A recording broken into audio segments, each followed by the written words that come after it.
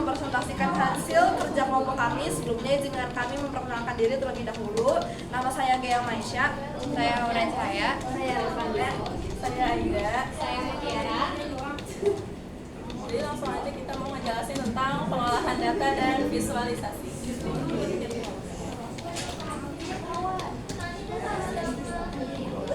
Nah, visualisasi data adalah proses menggunakan elemen visual seperti diagram, grafik, atau peta untuk merepresentasikan data.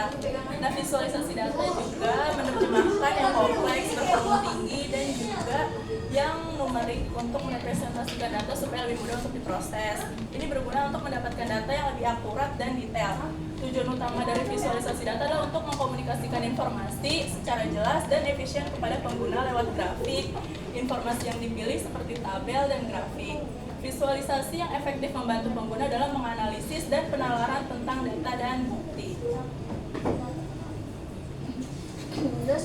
Survei merupakan metode yang dapat menyediakan sumber data serta wawasan jenis umum. Survei ini adalah kuesioner tertulis, wawancara dengan sambung telepon, tatap muka, survei elektronik, dan lainnya. Berasal dari kata kerja yang memiliki arti melihat sesuatu, survei merupakan metode untuk mengumpulkan informasi yang berasal dari kelompok dan mewakili populasi. Bila dari segi etimologis, survei dari bahasa Latin yang terdiri dari kata sur yang memiliki arti di atas, serta vidier dengan arti melihat. Survei dapat dilakukan dengan cara wawancara cepat. Nantinya surveyor akan mengajukan sejumlah pertanyaan. Survei sendiri digunakan untuk mengumpulkan data dalam berbagai macam bidang. Bahkan survei menjadi salah satu pilihan terbaik ketika ingin mencari preferensi, karakteristik, hingga pendapat sekelompok orang. Umumnya data diperoleh dari penggunaan prosedur standar agar dapat memastikan jika setiap responden dapat menjawab pertanyaan playing agar bisa menghindari pendapat serta bisa memenuhi hasil penelitian.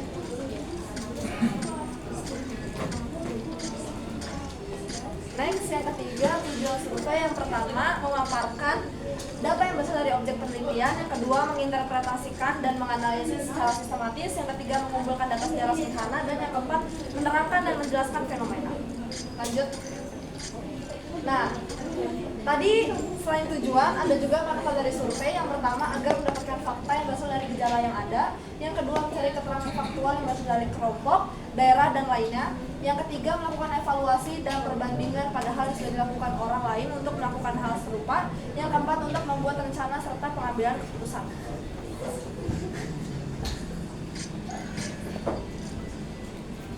Oke, selanjutnya ada jenis-jenis survei.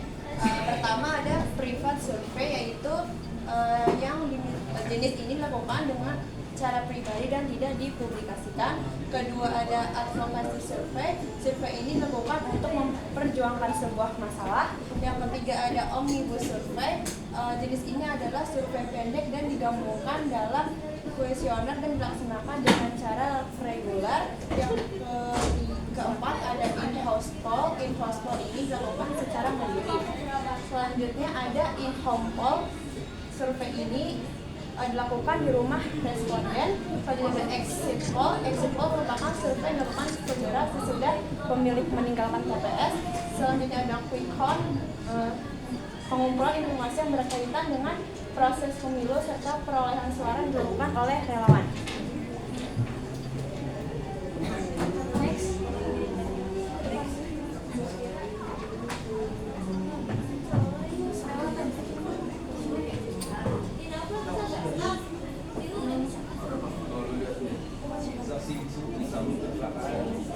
Nah, lalu yang selanjutnya ada jenis visualisasi data. Yang pertama ada grafik garis.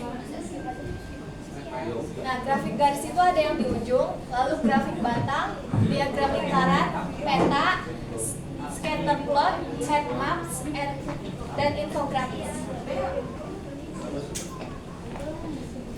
Selanjutnya tahapan dalam pengolahan data. Yang pertama ada pengumpulan data, yang kedua ada pembersihan data, selanjutnya ada pengolahan data, selanjutnya ada analisis data, dan yang kelima ada interpretasi data, yang keenam ada presentasi data.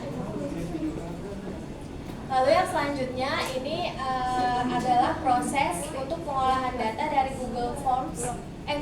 dari yang mentahannya dan diolah. Nah, yang pertama itu kita masuk ke pertanyaannya. Pas sudah bikin survei itu kan udah ada tuh pertanyaannya dan ada hasil jawabannya. Kita pencet yang di bagian jawaban, lalu teman-teman sekalian bisa salin, kalau enggak salin aja terus masukin ke Word. Nanti juga outputnya berbentuk laporan.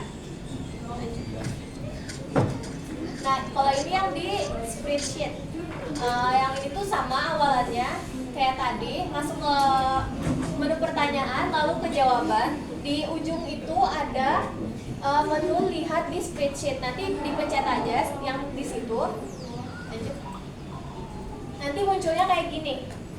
Ini belum, maksudnya belum berbentuk laporan ya, ini masih kayak berbentuk mentahannya.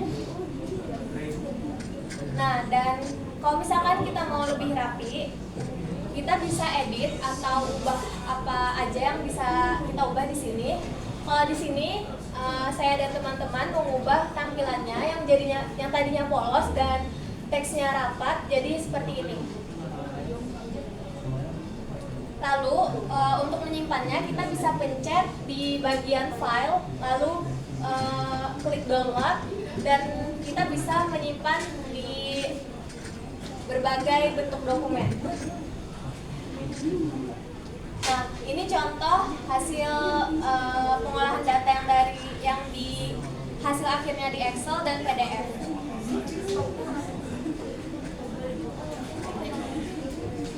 Nah, lalu kesimpulannya itu, dengan menggunakan berbagai fungsi dan formula di spreadsheet dan Google Form, serta alat visualisasi seperti grafik dan diagram, pengguna dapat mengidentifikasi pola tren dan wawasan penting dengan lebih jelas. Visualisasi data membantu dan menyajikan informasi dengan cara yang mudah dipahami dan menarik, sehingga mempermudah komunikasi hasil survei kepada pemangku kepentingan atau Google Form atau audiens yang lebih luas. Jadi pengolahan data ini juga sangat berguna ya teman-teman untuk di bidang bisnis, karena dengan pengolahan data ini kita bisa menghasilkan suatu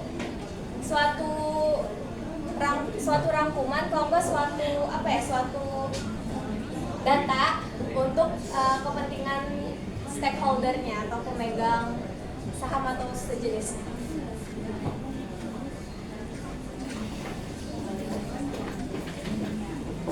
Sekian presentasi dari kelompok kami. Wassalamualaikum warahmatullahi wabarakatuh.